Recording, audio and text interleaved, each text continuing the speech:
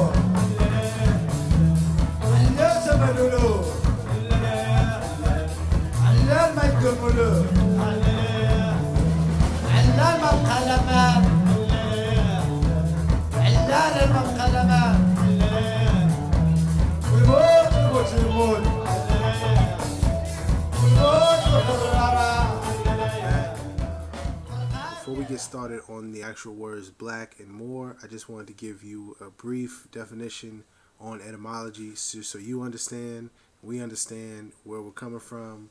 This is science. This is not belief. This is not opinion. We got to take out our feelings right now. We're doing scientific work, all right? So we can't go with what we feel or what we want to believe. We got to go with the science. We'll be going first out of the Oxford American Dictionary. Just checking out etymology real quick.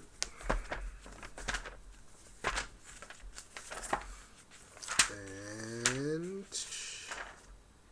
E-T-Y.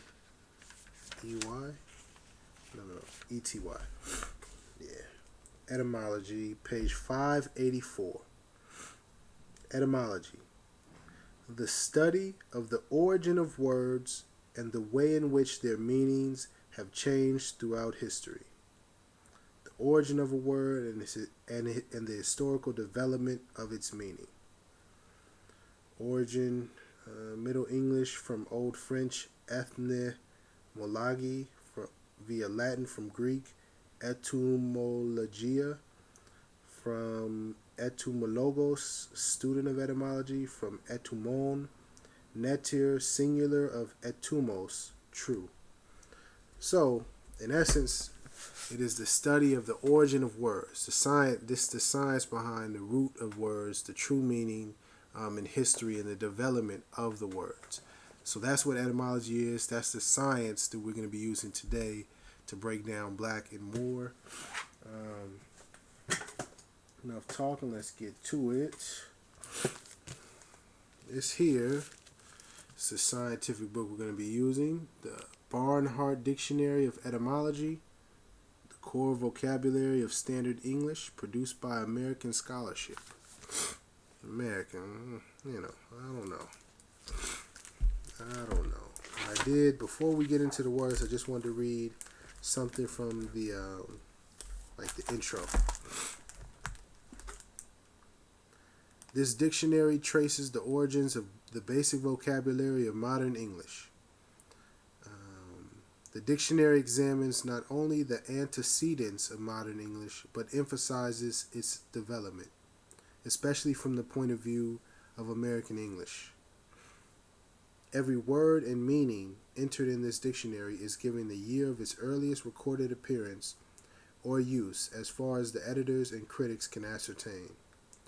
We consulted not only historical dictionaries and general-purpose dictionaries of the 17th, 18th, and 19th centuries, but the Barnhart files of citations, as well as the Middle English Dictionary, made accessible by its editors. Okay.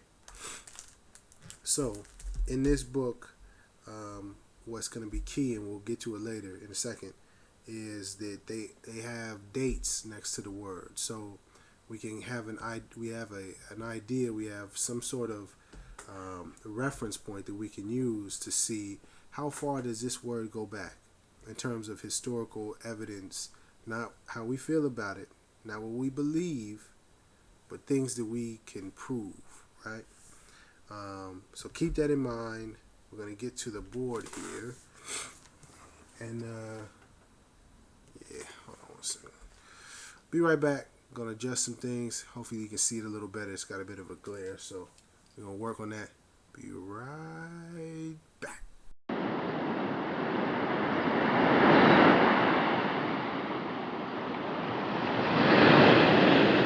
Saturday, sovereign, super, natural, state, master, title track, Muhammad Ali, Mumia, Mahatma. The power of a good name is very important. Tucson, Louisville, Noble Jew, Marcus, El Hard, Shabazz, Tupac, and Asada. Jesus Sojourner, Gil Scott, the Reverend Dr. King, Imam Jamil, the Angel Gabriel, Black Dog, the Black Panther Party, Zulu Nation. And what did this young man say his name is? Yasin.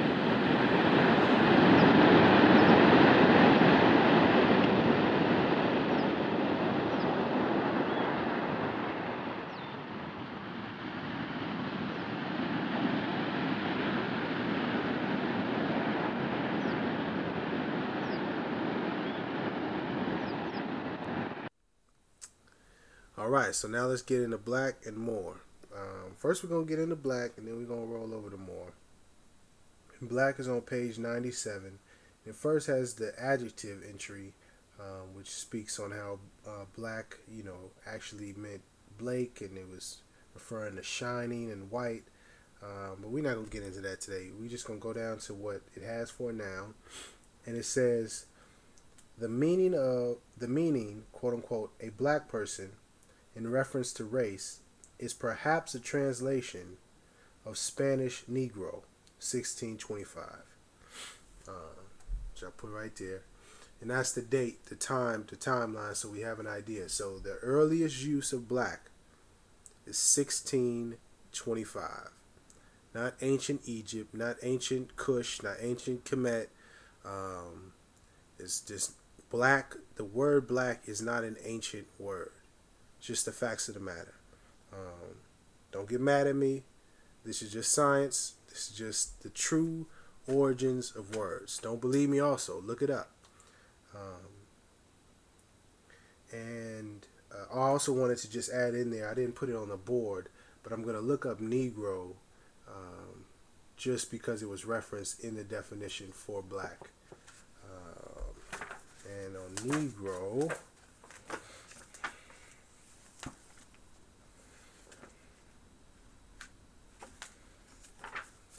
forgot to put the page down. Negro.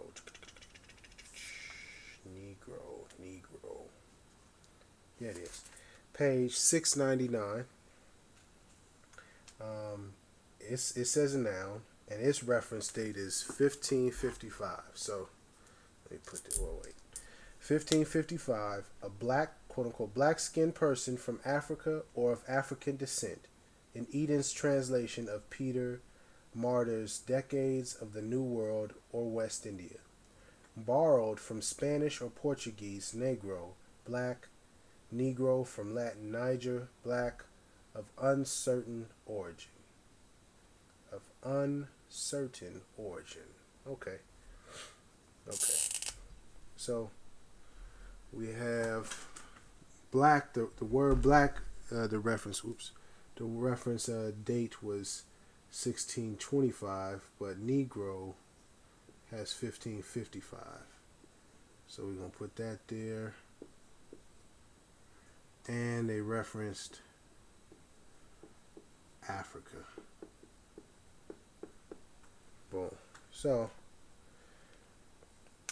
a negro, quote unquote negro, is a black skinned person from somewhere in Africa. Matter of fact, let's highlight that real quick, just so we can get a visual, so we understand when we say black, saying somewhere in this whole area of Africa, this entire continent. It's very general, broad statement. Doesn't really give you some clarification on where, quote unquote, black people are from. You know what I mean? It's like saying, quote unquote, yellow people are from Asia. Like, what does that really say? You know what I mean? Let's get back to the words. Moor. Let me get that right. Boom. Get back into the book. I got a little glare, but you know what it is. And this is on page 676.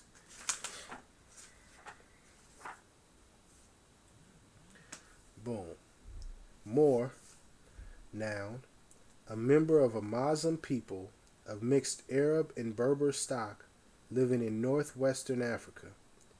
Before 1393, it was M-O-R-E in Gower's Confessio Amantis, borrowed from Old French Moor, M-O-R-E, later Mar, M-A-U-R-E, or directly from medieval Latin mortis, M-O-R-U-S, from Latin mortis, M-A-U-R-U-S, from Greek martos, M-A-U-R-O-S, inhabitant of Mauritania, an ancient country in North Africa.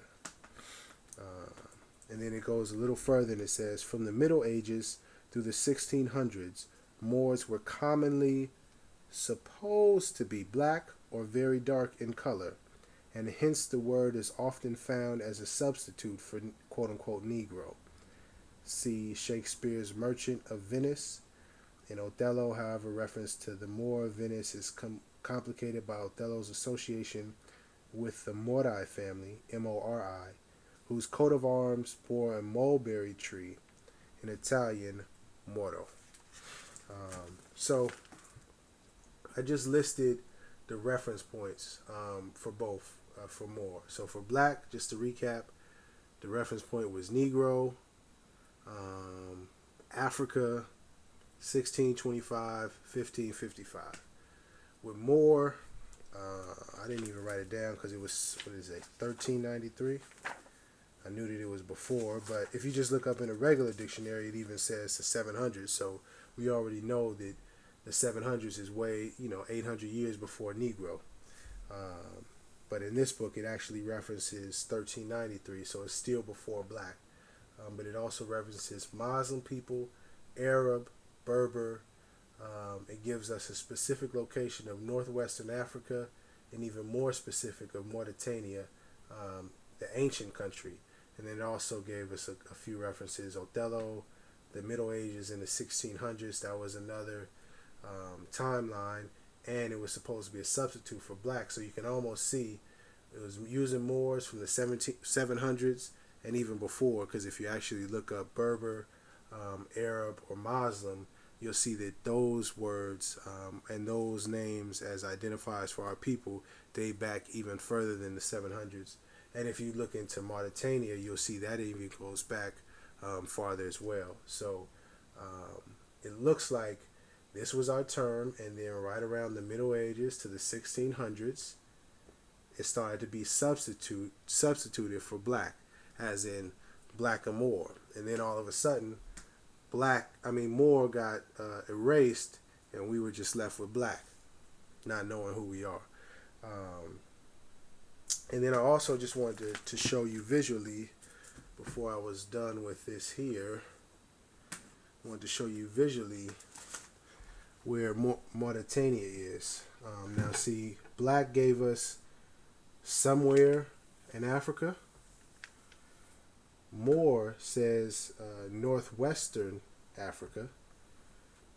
So northwestern, this area. And really, if we're really getting into, never mind, I don't even want to go there, but if you just look up Noble Drew Ali, he'll explain that we went all around, but never mind. Let's stay focused.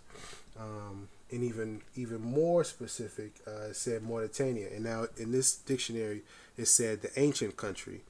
And I'll show you a picture in a second, because Mauritania actually, this is the modern Mauritania if you look on the map here.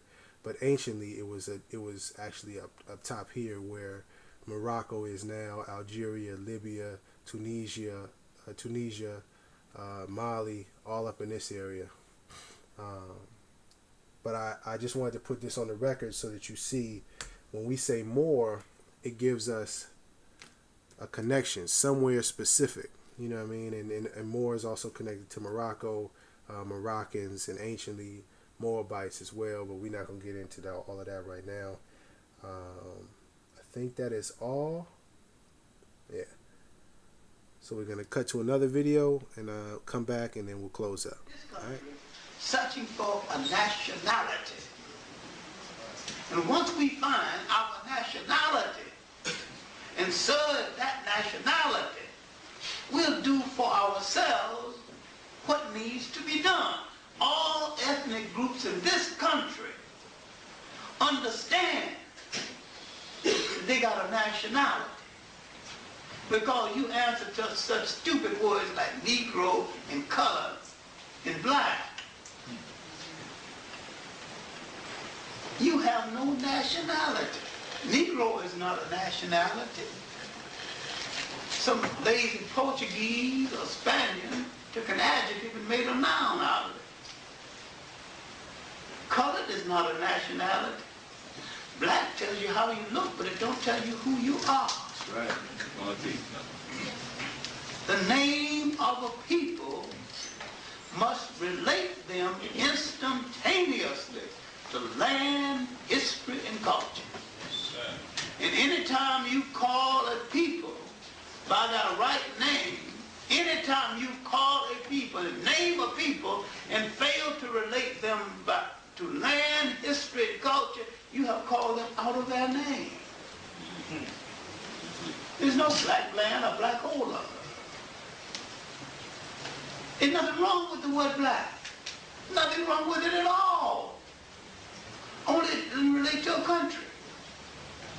The name of every people in the world relate to country. And once you think instantaneously of land, you think of nationality. You belong to something big in the world. All right, let's close it up. So, using the science, etymology, that teaches us the history and the origins of the true meanings of words, we see that we see a few things. One, that black doesn't go past the 1500s, backwards in time. So, to try to put black on ancient cultures and say that, the Egyptians were ancient black people, or these people were ancient black people, this was ancient black, that's not correct, according to science. And again, don't get in your feelings, don't get upset at me, don't get mad about, your beliefs. Let's deal with the science, let's deal with the information, the facts of the matter. And we also see that black, it's a very generic term. You know, when we use it to try to reconnect to our past, somewhere in Africa, you know what I mean, that's the best we got. Somewhere on the continent, you know, that's not, anybody could have figured that out. And then when we look, you know, and that's also why I put black versus Moor, so that you could see it side by side. And when you see the information of black versus the information of Moor, it's talking about Arabs, Muslims, Berbers, a specific location, and also that it goes back into ancient history and references an ancient country that we were native to. It's to me, on a very basic common sense level, not needing to study every Moorish book and be some, you know, mastermind in Moorish science and Moorish culture and any of this, it seems very clear that Moor is the identity we should be claiming as who we are. You know what I mean?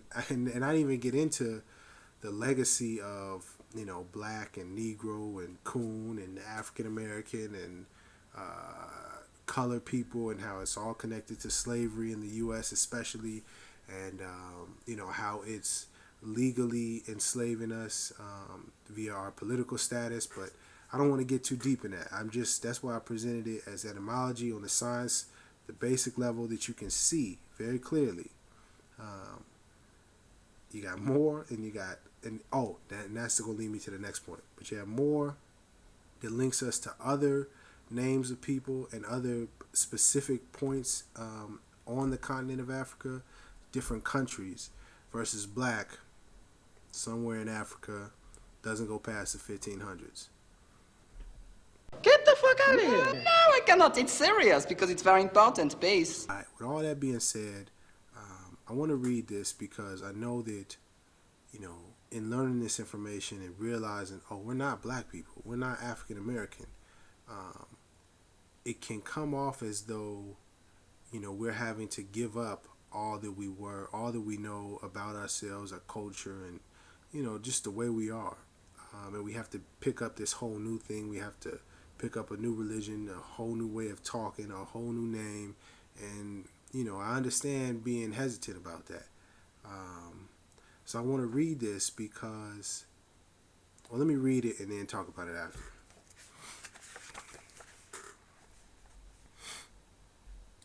As mentioned elsewhere, the Egyptian mysteries and philosophical schools of Greece were closed by the edicts of Theodosius in the 4th century AD and that of Justinian in the 6th century AD, i.e. 529.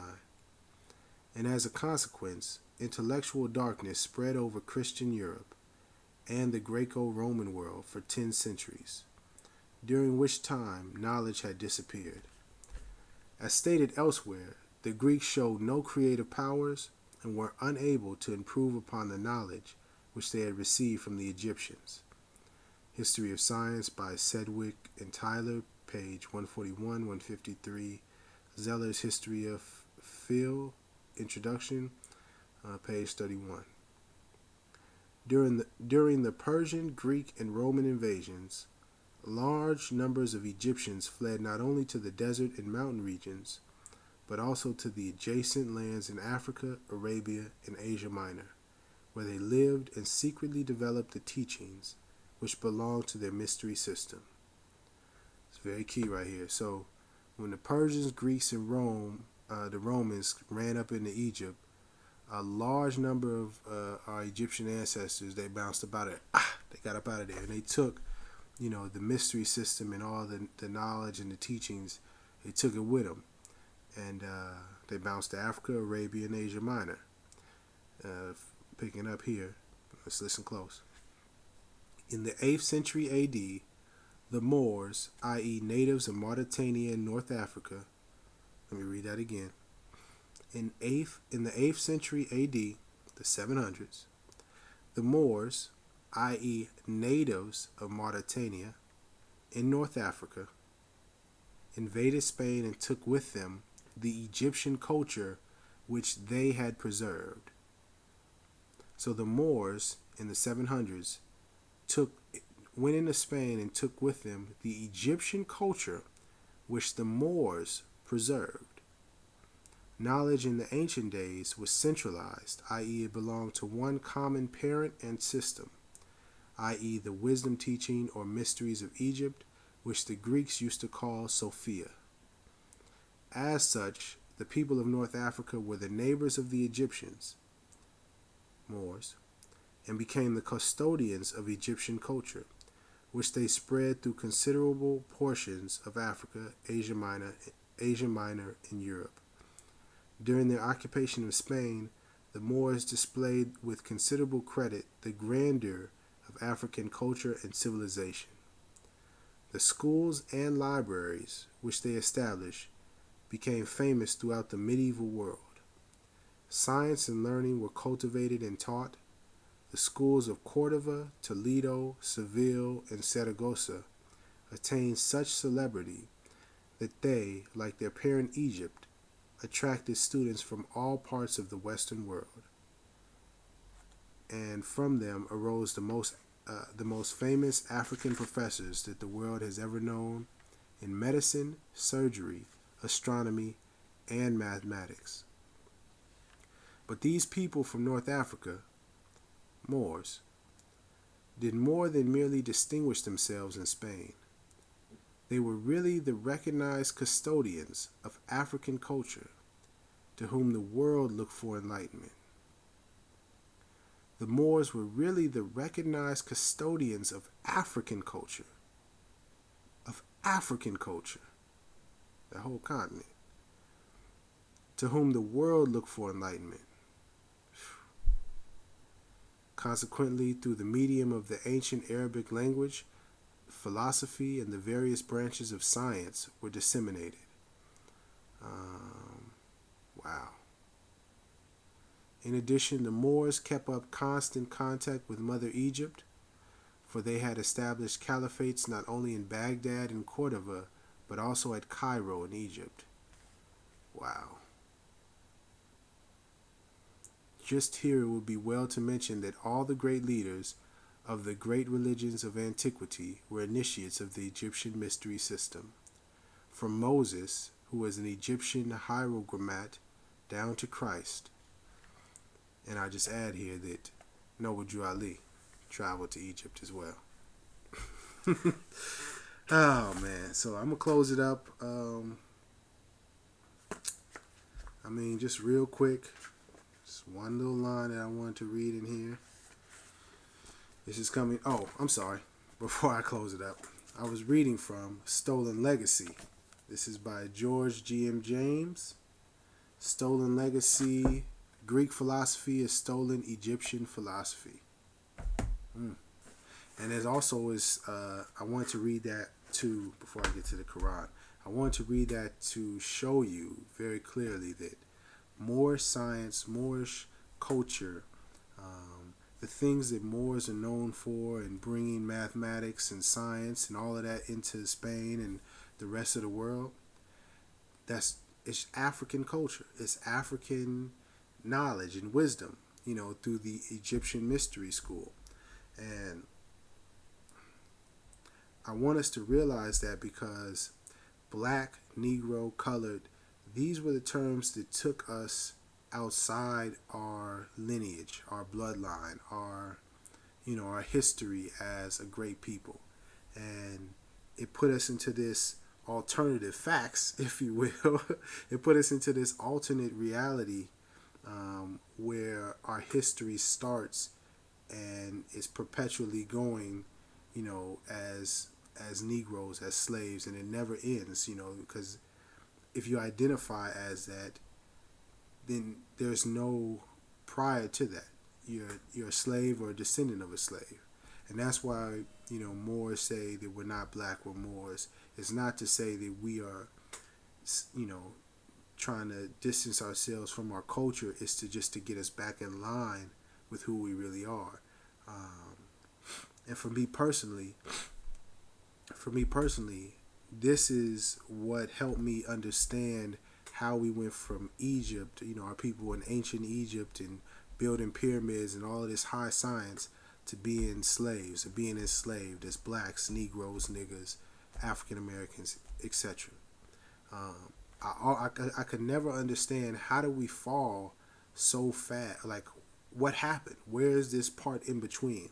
And the Moorish part of our history is that missing link, you know. And we know that our names and our culture and our language and our history, all of that was taken from us when we were, you know, became enslaved here in North America.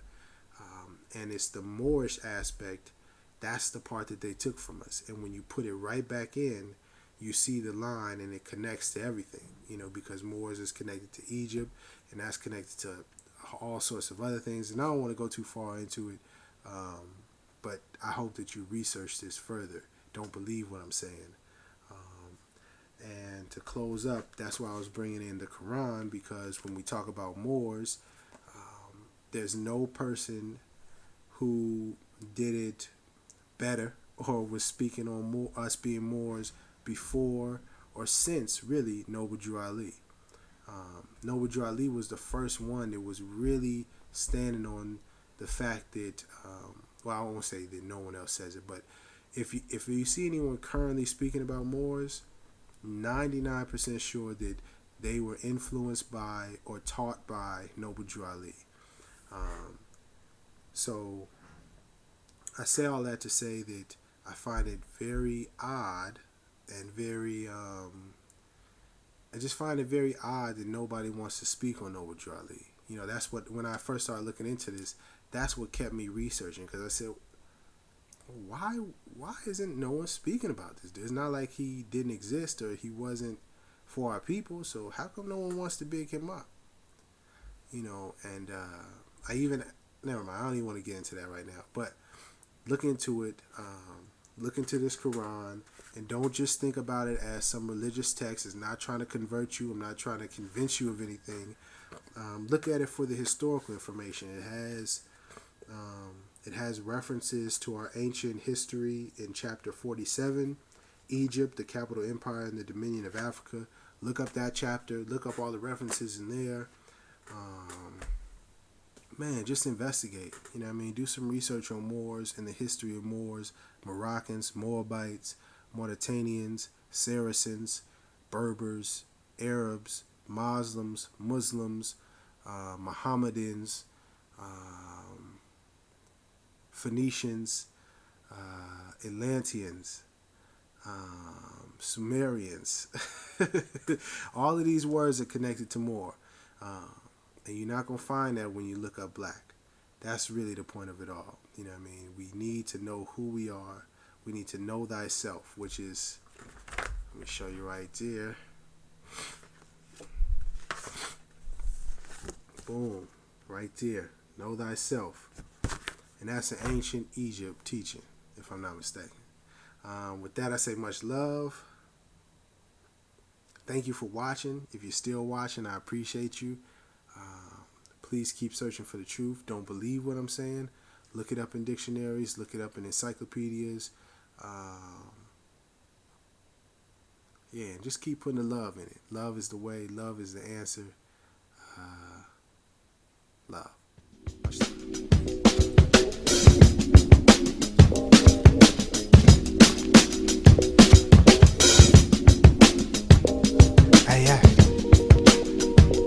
One love to J. Cole, Dreamville. This rare from the heart. I'm talking to you cold, I'm talking to you cold. I know that you was listening, it's coming from the soul. Respect for what you doing, skills already know. It's time to get this work and deliver from the O. AKs in our land, metaphorically killing, proving we vicious in 2016. Tell me we getting Moor about the media spinning, making heroes of villains. You study Common Johns, my nigga, I know you get it. With great power come hella responsibility. Instead of killing niggas, you could be healing niggas. Lower self, higher self, I know you feeling, nigga. I ain't no animal, you ain't gotta be a gorilla, nigga. Love the Marshawn, need an angel mode, feel me? Shout out my man Illyville, know it back to the story. Heard false prophets, it was sad. See, I thought you was real, but niggas playing mad. Hall Pro is cool, but I'm plugged into this real shit. Please don't tell me that you just too scared to deal with. See all you rappers and revolutionaries, academic politicians, mostly y'all is hella scary. Let me focus, Jermaine. Let me focus, Jermaine. Black and white is the game. Drew Ali is the name. See, he was born in the soil that you grew up in. Fuck being clever with syllables, nigga, talk about him. See, he was born in the soil that you grew up in. Fuck being clever with syllables, nigga, talk about him. See, he was born in the soil that you grew up in. Fuck being clever with syllables. Piece of nausea, had the coldest of the lines. Love the J-elect, common ghost with the rhymes. Shot the N.O., that's a real nigga slime. But only one brother put it all on the line. Y'all seen, ain't it funny that I'm coming from the bay? It's static, back cover, I ain't coming here to play. Rock Nation, say this humbly, we can't afford to wait. I'm pleading with you, God, don't let us down, Jay, no way. Woo. I'm pleading with you, God, don't let us down, Jay, no way. I said I'm pleading with you, God, don't let us down, Jay, oh.